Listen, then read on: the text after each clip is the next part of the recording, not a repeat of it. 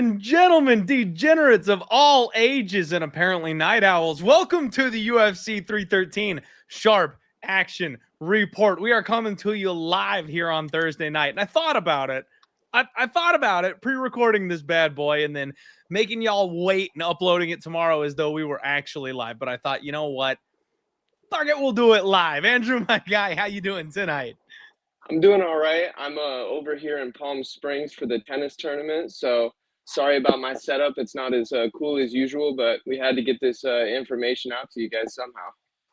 Absolutely. Hey, we got to do what we got to do, man. And the people always appreciate you. They appreciate the information. And I appreciate you going through the trouble because people watching have absolutely no idea what it took for you to get your phone set up tonight. So let's get into this bad boy, man.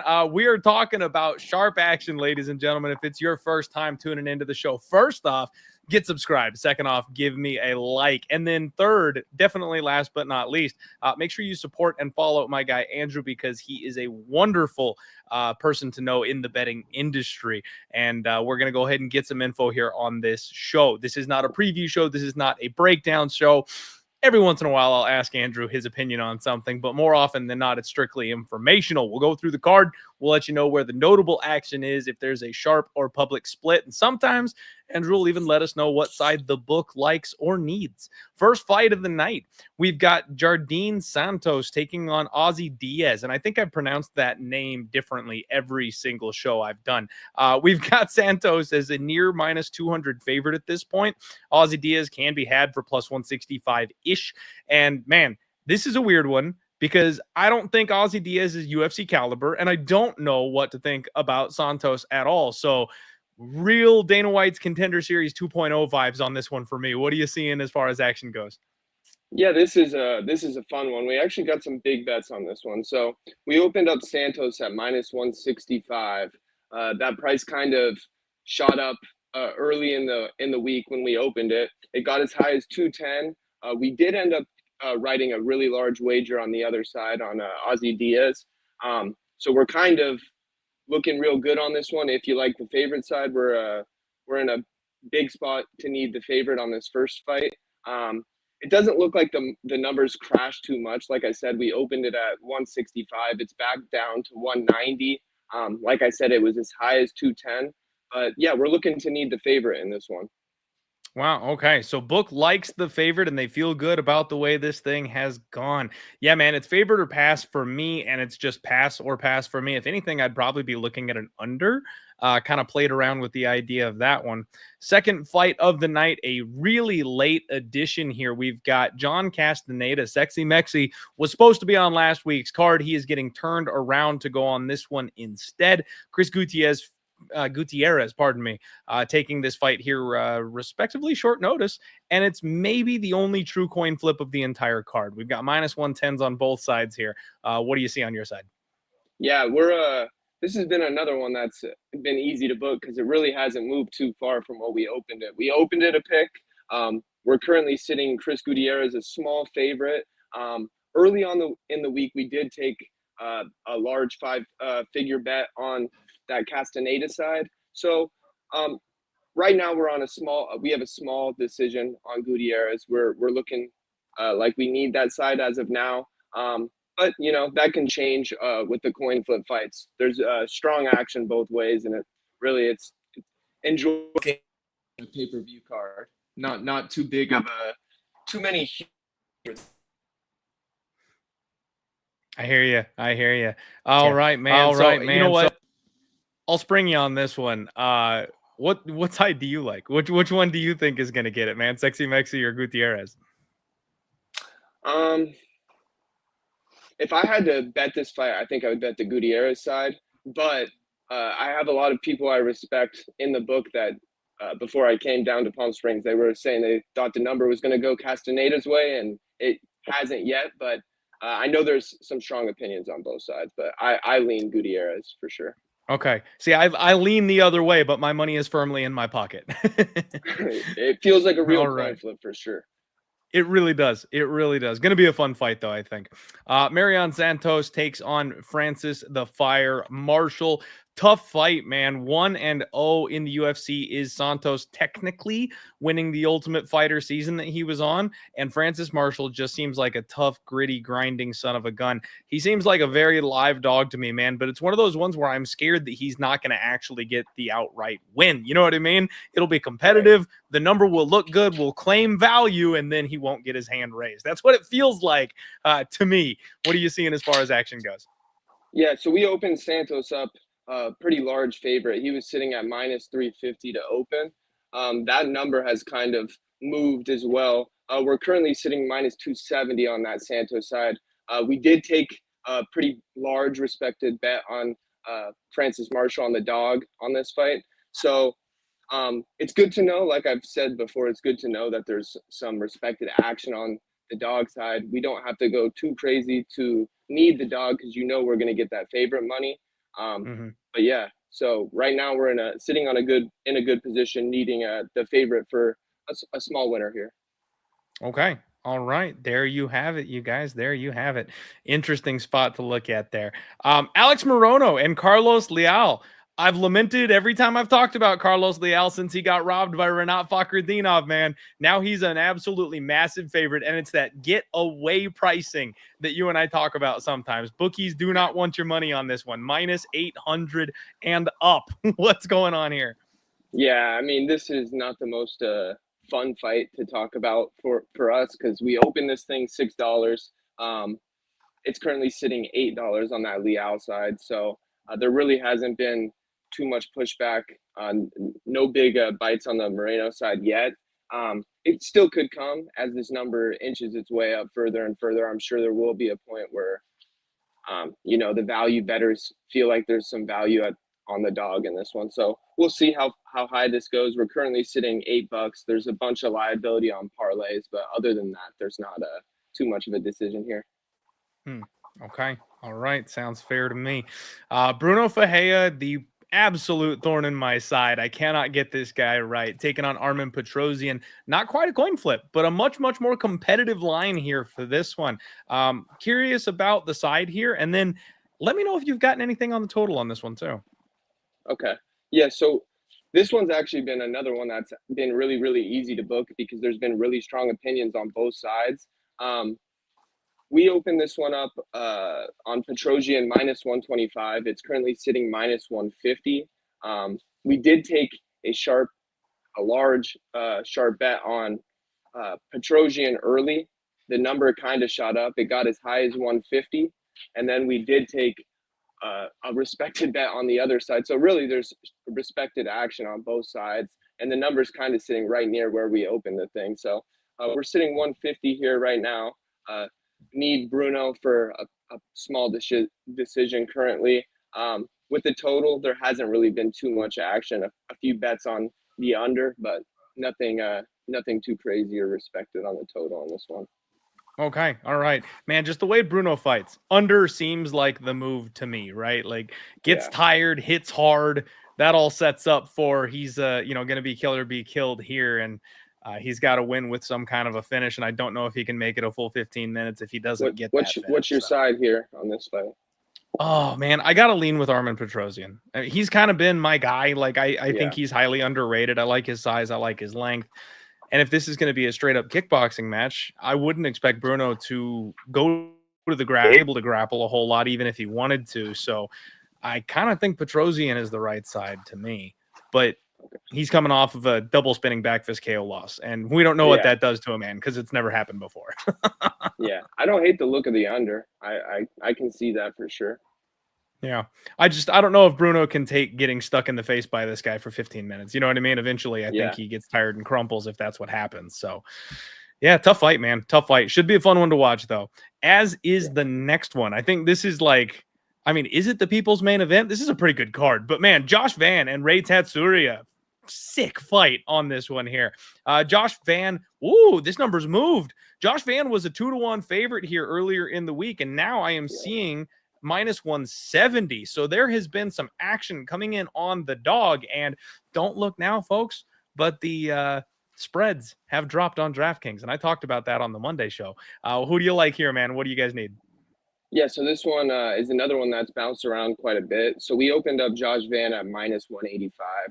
It shot up over $2, like you said, and there Mhm. has been some bets on the dog now, and the prices come back down. I wouldn't say that anything at our book has been too respected on this fight, but I mean, the line moving from over 2 to 1 back down to 170 on Van, where we're sitting, it definitely indicates that there's some sharp action on the dog in this fight. And yeah, it hasn't come in at our book yet, but it it might be out there for sure.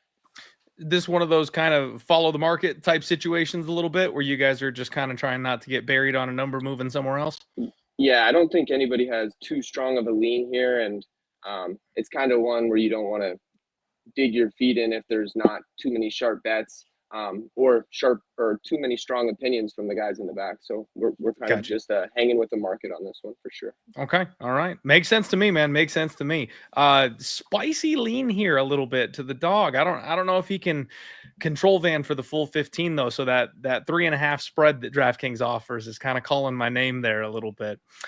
Curtis Blaydes and Rizvan Kuniev up next. Kuniev, relatively new to the UFC, getting in the deep end of the heavyweight division immediately with Razor Blaydes here.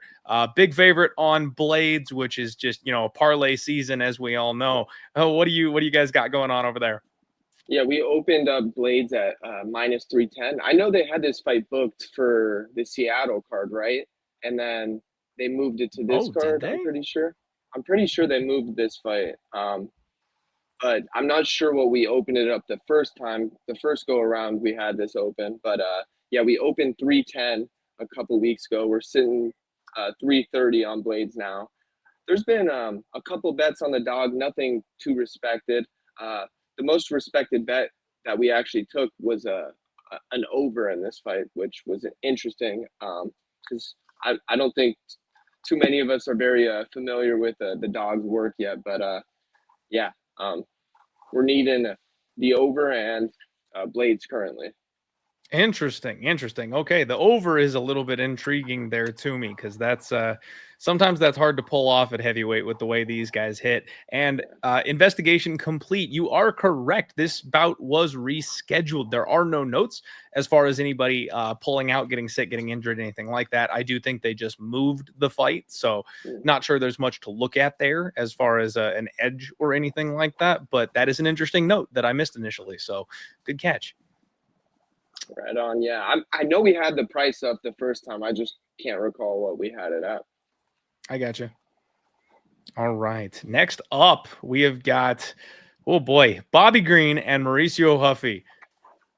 Huffy is the McGregor wannabe for the fighting nerds, and Bobby Green is a man who used to have his career built on his durability and ability to roll well with punches, and that doesn't seem to be much of a thing anymore, man.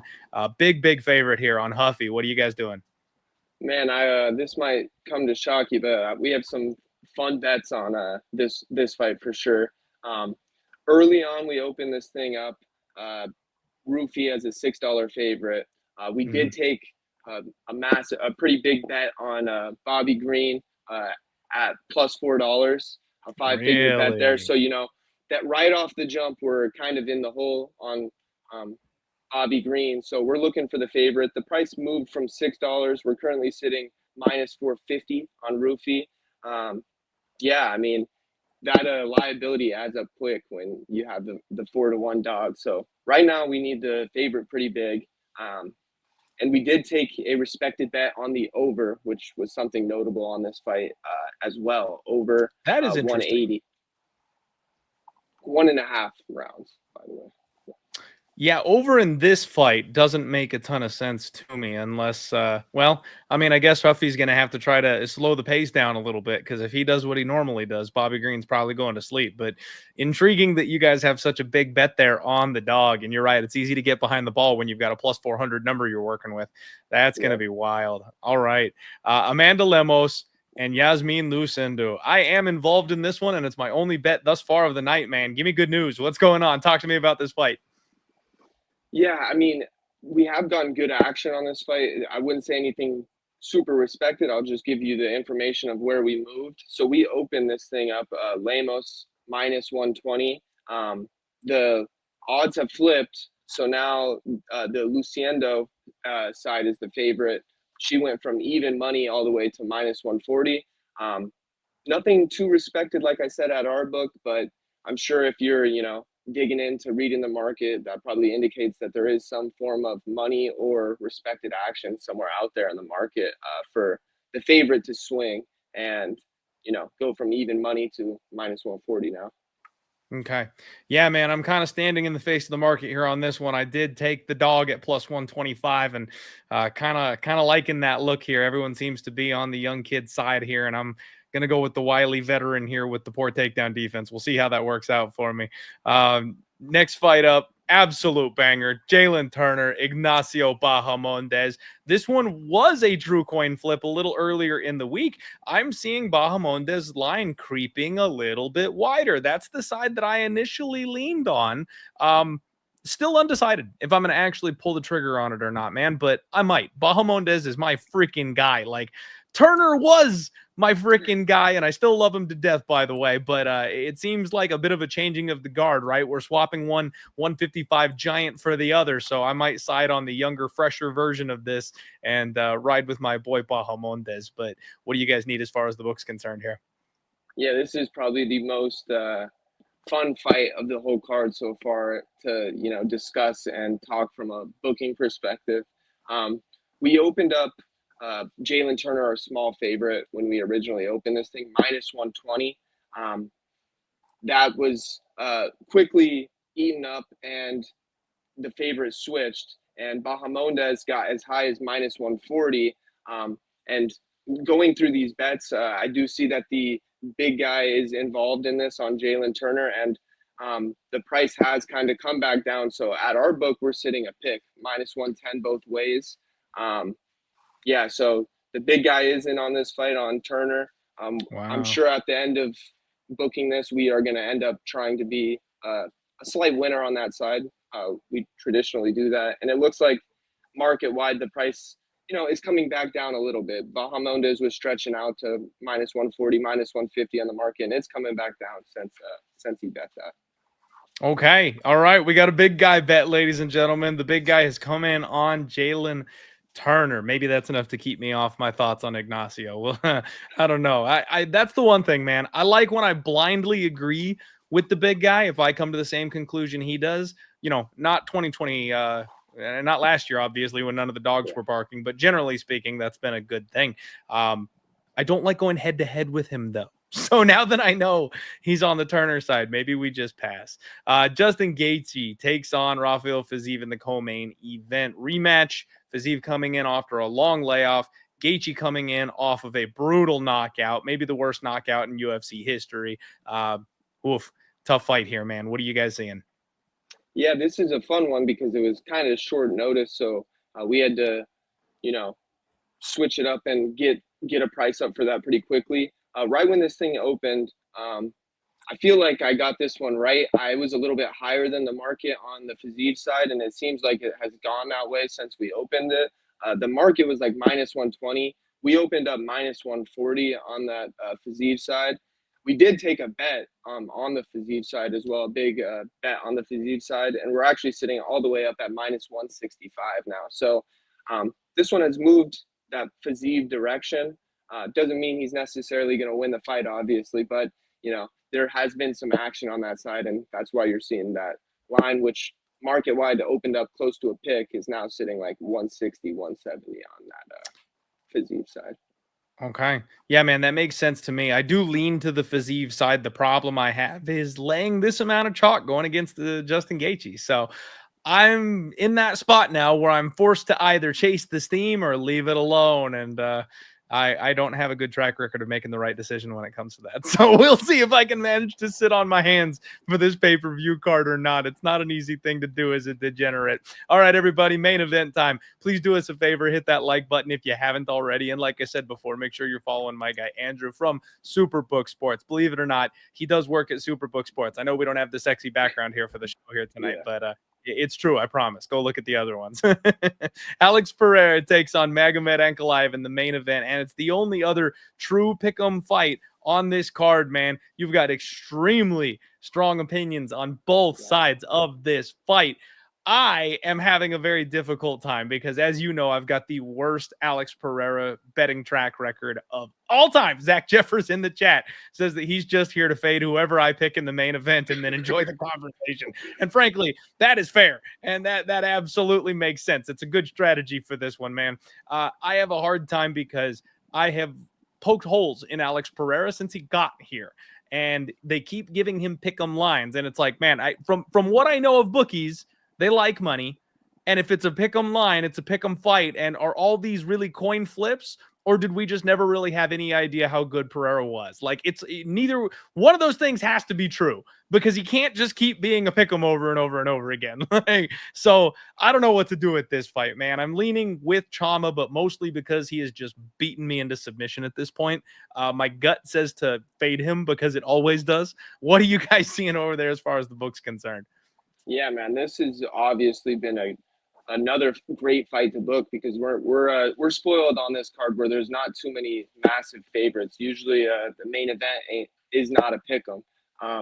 But yeah, Ankalaev did open up a bigger favorite to open. Most books were sitting at that 140, 150. We opened at 140. We did that early line where this thing has been up for the last 5 or 6 months, and that early action did come in on Ankalaev, but then the price has come down as of late because we have been taking some money on Pereira as well. And you know how popular he is. There's going to be a ton of public action on that side. Currently, we do need Alex Pereira for a small bit, but I'm expecting that to change the day of the fight because that's when most of that public money will come in on that side. So I think we did a pretty good job riding some Ankalaev money early, and that Pereira money we know it's coming for sure. Day of the fight, Pereira is a popular bet for sure. I would expect you're going to see one-way traffic day of the fight. People rolling in with a couple of drinks off the Vegas Strip looking for a Alex Pereira bet, man. That makes sense to me. I got to ask you, what side do you lean, though? Who do you think's walking away with this one? I'm gonna stick with Pereira. I hope he gets it done. I will. I think he's gonna get it done. I'm really hopeful. I know this is another one that my boss John is. He has kind of an opinion on. He would like to win on that Pereira side. He's obviously a big UFC guy, so when he has an opinion on something like this, we kind of do our best to need his side. And sure. This is a fun fight, man, because like I said, it's almost a pick'em. So if you're near the Superbook, feel free to stop by the day of the fight. We should be doing a 10-cent split on this one, so you're saving some juice on this fight as well. So it maybe looking at a -105 on both sides day of the fight. That'd be fun to save a little bit of extra juice that way. And John, the man himself, JM, likes the Alex Pereira side. You'll love to see it. Well, that, ladies and gentlemen, is the Sharp Action Report. I have one last question for you before we let these people go here, Andrew. How many bets have you taken on Alex Pereira by submission so far this week? I'll have to scroll down to that. Those odds aren't as long as they've been in the past because I feel like the market has kind of caught up that people traditionally kind of like betting Pereira for submissions. I felt like the prices weren't as long. Let me go look real quick though. Usually the method of victory stuff we don't write much early. That just seems like the most popular long shot that everybody's looking for. I'm scrolling down, sorry.